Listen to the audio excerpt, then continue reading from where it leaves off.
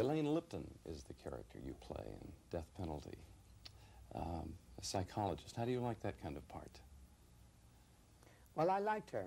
I found her interesting, and as a social worker, as a teacher, as a psychologist, I found her an interesting woman. I like a woman who has an ability to become passionately involved. Mm-hmm. And she became passionately involved with this Puerto Rican boy who killed in a playground when he was 14 or 15 years old and was given the death penalty. And therefore she began to try and have the death penalty set aside for him.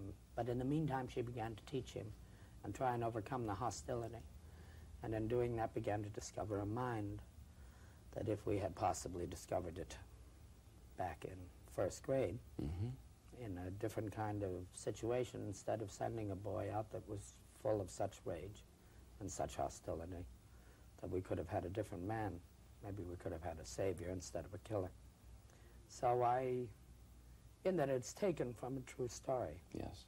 I found it very interesting.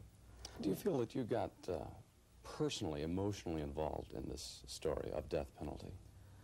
I've become involved more in the experience of what is happening, the experience of acting, the experience of having discovered that lady and suddenly one day knowing that you've got her and seeing something different happen to you.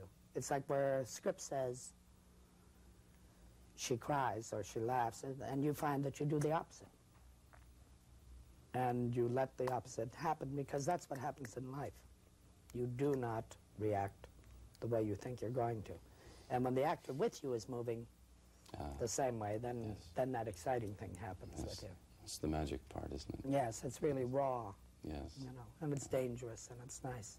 Yeah. Because there's a control element as a professional, too, that you keep trying to hold, not to release that control, yes. and let it get out of hand.